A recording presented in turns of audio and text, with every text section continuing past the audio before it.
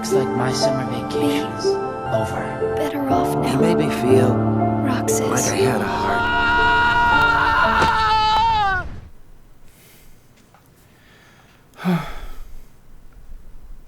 So anyway, Winnie the Pooh games.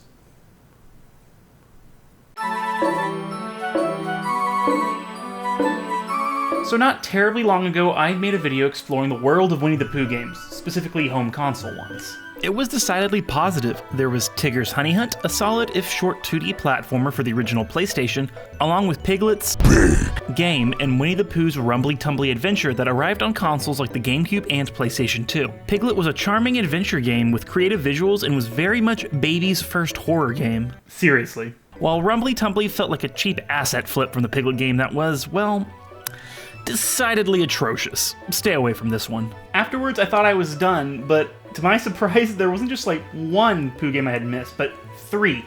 Three Pooh games for the PlayStation 1 I hadn't covered. So are they diamonds in the rough like Tigger's Honey Hunt or Piglet's Big Game, or complete shows like Pooh's Rumbly Tumbly Adventure? Arguably, I have two strong opinions about Winnie the Pooh games. So let's talk about them. It's what you paid for, right? You didn't pay.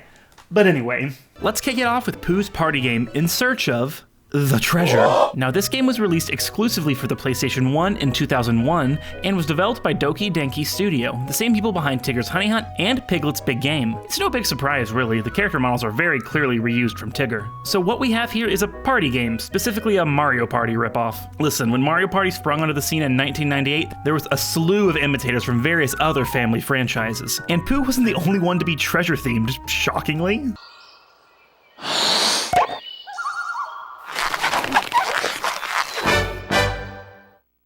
All in due time. So the game begins actually with the CGI cutscene. Honestly, for 2001, it looks pretty impressive. Save for some weird googly eyes on Rabbit and Owl. Pardon the weird video glitches, I bought a copy of this game for less than $3. Pooh's eaten all the honey in Rabbit's house, and as the bottomless pit of horror he is, he craves more. Chaos ensues, more characters show up, someone messes with Rabbit's stash. My pot! And Pooh and friends discover a treasure map to treasure. What fun. Unfortunately, the map suddenly gets stuck to Gopher, he panics, he runs away, and, the game begins? Really, this intro is so extended for what's just a Mario Party ripoff. Way too much unnecessary setup here. But anyway, time to be on a board game as Gopher rushes ahead.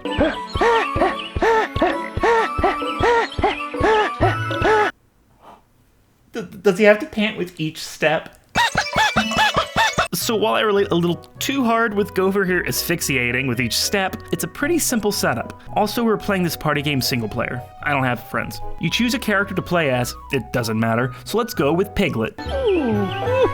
So in games like Mario Party, the boards you play typically loop back on each other, not really operating with a beginning or an end. However, in the case of Pooh's party game, it's all done linearly. We travel on a set path, moving back and forth on arbitrary rules that don't have much logic as we work to keep up with a die rolls, we move, and a minigame triggers. So with games like Mario Party, there's a lot of minigames. Like the first game had 50. So what does Pooh's party game, In Search of Treasure, have? 5. It has 5. F***ing 5. Yes, this is a Winnie the Pooh game. Yes, it's aimed at little kids, but only 5 mini-games? Insanely baffling. But hey, you're in luck. There's so little content here, I can talk about every single mini-game in as much detail as I want. First up, we got Pooh's Pinball Party. 4 players have a little wall, balls show up in the middle of the arena, and whoever hits the most balls into opposing characters' goals wins. This game just makes me feel sad because it makes me think about Crash Bash, and I don't like Crash Bash. Next is Tigger's Thunder and Frightening, which is basically a lukewarm copy of Bomberman, of all things. You walk around an arena, drop Jack in the Boxes, and then this happens.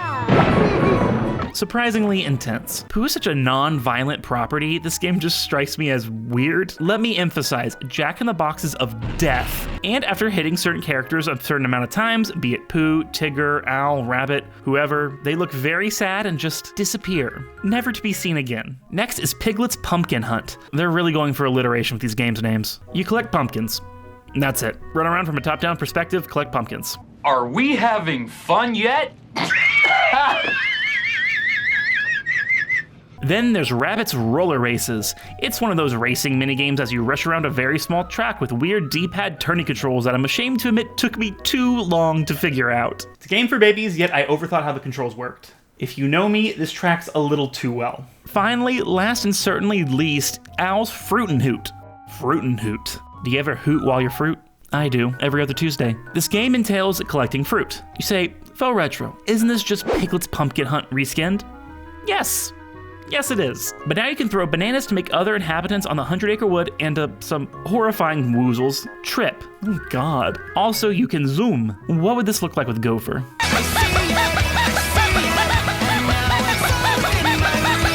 So to finish the first level, we end up playing these mini-games multiple times with minor visual changes that really make nothing different. I mean, Rabbit's roller races tracks change, but the only way they pump up the difficulty is by making the tracks more confusing with just these arrows to track where you're supposed to go. After whenever you finish a minigame, you get an awkward CG dance scene with whatever character got first place.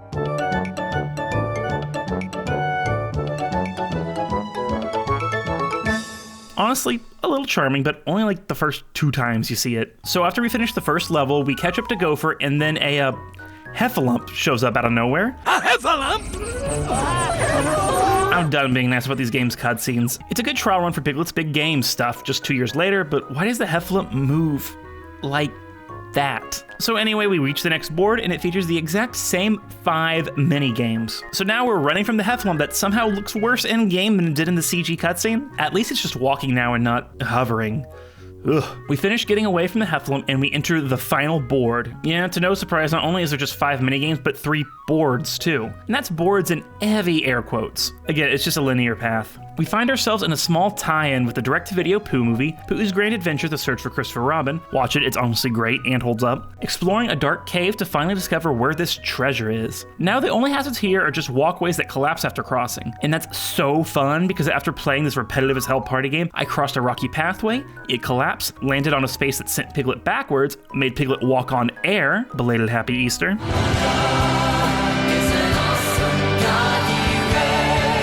And then we're shut out of completing the board because Piglet refuses to perform a miracle and cross the air again. So Piglet, Pooh, and friends all fall through the gap and die. The end. Okay, they just land on a slide, forcing you to get kicked out of the level and start the whole thing over. But honestly, I was so sick of this game at this point, I just quit it.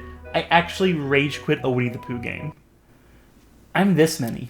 So I didn't actually beat the game. Sorry. I mean, I think it's safe to assume that they find the treasure and it's just more honey, everyone cheers, Rabbit smokes, and yeah, at the end. Safe guesses all around. It really makes me sad. Listen, I know a Winnie the Pooh game is not a phrase that brings a lot of confidence, but with games like Tigger's Honey Hunt and Piglet's game having such impressive effort put in them, by the same developers no less, it just shows how transparently rushed and cash-grabby Pooh's party game, known as Party Time with Winnie the Pooh in Europe, by the way, was. Avoid it at all costs. Next up, we have 2 edutainment games for the PlayStation 1. We got Disney Learning Winnie the Pooh Kindergarten and Preschool. I bought this new on eBay.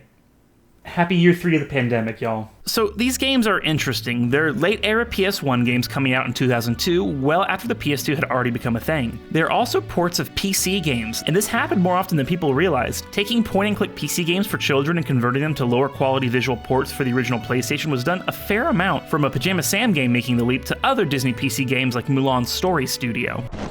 I have a knife. That's one that'll be worth talking about at some point, really. Disney Learning, Pooh Kindergarten, and Pooh Preschool were both on PC along with various other Disney edutainment games, but they're some of the few that actually came to home consoles. I mean, just map the mouse movement to the D-pad, select for the X button, and you're golden. We're gonna start with Winnie the Pooh Kindergarten and work backwards from there, saving the best for last. No, really. So Pooh's Kindergarten has a very in-depth story. Christopher Robin leaves for school. Pooh wants to also go to school. They decide to have school in the 100-acre wood. The end. No, that's really it. I feel like, in my opinion, edutainment games is a good chance to trick kids into learning in more creative scenarios, but just replicating things and saying it's school, but Winnie the Pooh is just about as lazy as you can get with one of these kinds of titles. Well, anyway, we have the 100-acre wood Kindergarten. Every little game is available at the start, so just move your mouse pointer. Well, first adjust the cursor speed because, oh my god. And off you go. First up is Pooh's Thoughtful Spot, which is just a little creative corner where you can put a bunch of props and stickers to make your own thoughtful spot with Pooh. It's cute. Here's my masterpiece. Please relax amongst the numerous scarecrows. And don't get too close to the pond. You might disturb him.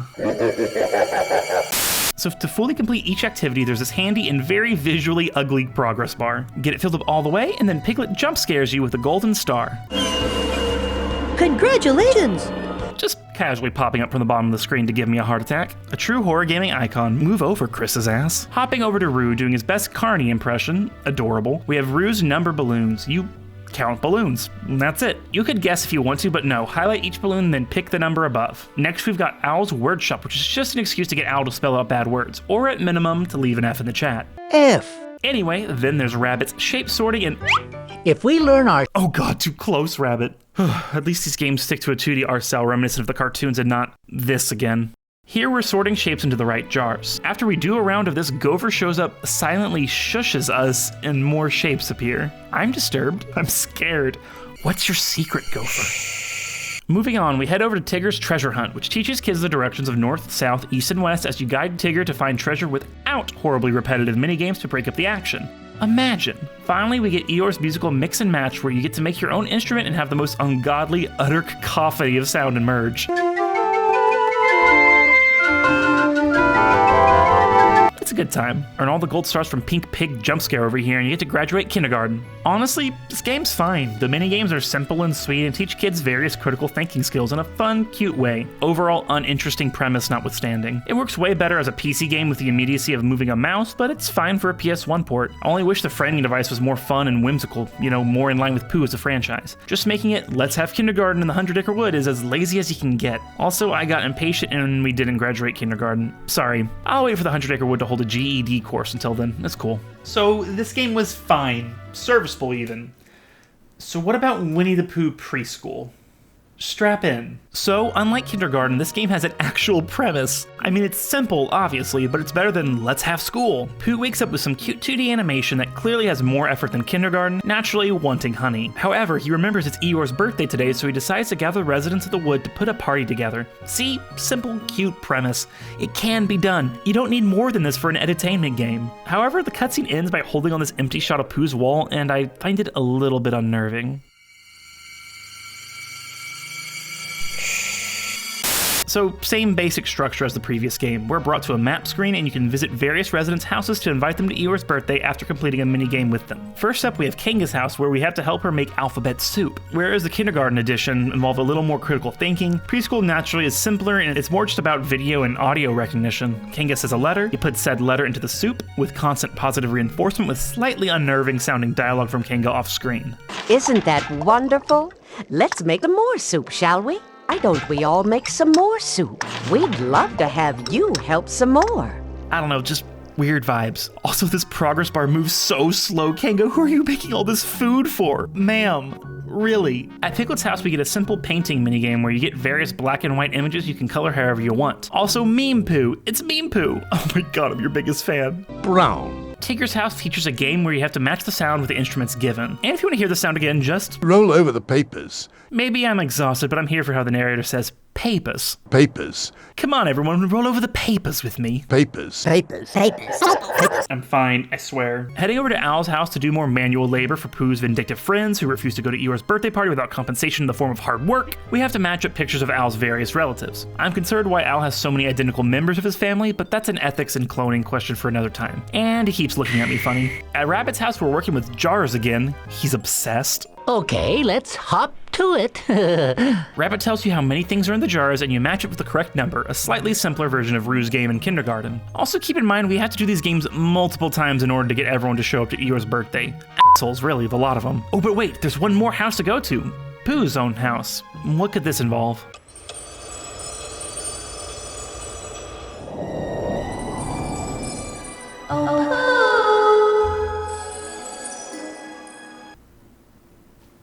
Are we dead? So, this is a thing. In one of the few logic games, we have to match the pictures up to create a logical sequence of events, like whole leaf, caterpillar eats leaf, therefore we put the picture of the bitten into leaf at the end. This lets Pooh climb the clouds to try to reach the floating visage of Christopher Robin. And then, after an arduous journey up the stairs and some positive reinforcement from the narrator, What a clever one you are. we reach Christopher Robin. And then... I'm here, Christopher Robin. What? What? Pooh Preschool, the best game for the PlayStation 1. By the way, you can check out Eeyore's birthday party before you have any characters there. It's in a sad state. Eeyore's birthday. Also, again, I'm lazy, so I didn't feel like playing these games for actual babies 4 to 5 times in a row to convince these lazy characters to show up. So here's how it all ends. Thanks, Tech and Nostalgia Kingdom. I should like to propose a toast to our good friend Eeyore. in honor of his birthday. It's not my birthday. It's not? What did he say? In fact, nowhere near Oh, it. my word. Thought you'd like to know. Although today is not Eeyore's birthday, we are here together, old friends and new friends. So perhaps we should make this a day for Friends Day. That's a very good idea, Pooh Bear. And since many other days were also not your birthdays, those two, they made days for friends. Actually cute. Love it. It's so sweet. Thank you for making Eeyore's party the best not birthday party he's ever had. Thank you, Pooh. So that's Pooh Preschool. Honestly, a step up from the kindergarten edition. As you know, there's an actual interesting premise with everything that pays off in a cute ending that's very much in the vein of Pooh as a franchise. I mean, kindergarten didn't actually end, really. Overall, they're both fine entertainment games that are mostly just interesting oddities being PC to PS1 ports. It's a type of port that I find fascinating and I want to talk about them more in the future. Looking at you, Mulan. Preschool also wins over kindergarten just for this game alone. The utter chaos of it all. So that's it. We've officially covered every home console Winnie the Pooh game. Only took me like 2 years to get back to it, right? Obviously, there's still other Winnie the Pooh games released for consoles, though they're all handheld in some form or on the V-Smile. No thank you. Pooh in the video game space is just unsurprisingly a mixed bag. In the previous video, I came away actually recommending Tigger's Honey Hunt and Piglet's Big Game. Here, though, none of these games are worth your time. There's obviously educational value in the two edutainment games, but I don't see anyone whipping out their old PlayStations just so their kid can play an old Pooh game. I mean, your mileage may vary, I don't know your life, but yeah. As I've said before, there's still life for Winnie the Pooh in the game space, specifically in franchises like Kingdom Hearts, but beyond that, nothing else. Actually, licensed games have been starting to get a resurgence recently through publishers like Outright Games, hint hint, upcoming video hint. So there's always a chance Disney might take Pooh and offer it up to a developer to make something too. I really hope they do, as evidenced by things like Piglet's Big Game, there's a lot of fun, creative things to be done with Pooh and friends in the interactive space, beyond read-along storybooks to poke at on an iPad or something. I'm not asking for some AAA game project or anything. Or quadruple A. Ugh. But in the end, it's still charming that Winnie the Pooh had some life on consoles. Do I recommend the majority of them? No. Are most of them basic-ass cash grabs to dupe unsuspecting parents? Yes. But there's good to be found, and those previous games I still do recommend. Just stay away from the rest. Buy Winnie the Pooh Preschool for the memes, if that's a phrase that's still said. So thank you for following me on this nearly 3-year, 2-video journey. I'm FauxRetro, your resident Winnie the Pooh game connoisseur, apparently, and I need to go the f*** to sleep. Just hopefully Christopher Robin won't drop me to my death. Again, it hurts so much. Thanks for watching. Don't forget to give this video a like, subscribe, and leave a comment with what your dream Pooh game would be. Don't lie, you're thinking about it right now. Huge thanks to my top patrons, Jordan O'Neill and Oz. If you enjoyed this video, you can help support me on Patreon, where you get early access to videos such as this, along with exclusive content released every month. See you in the next video. It's coming sooner than you think.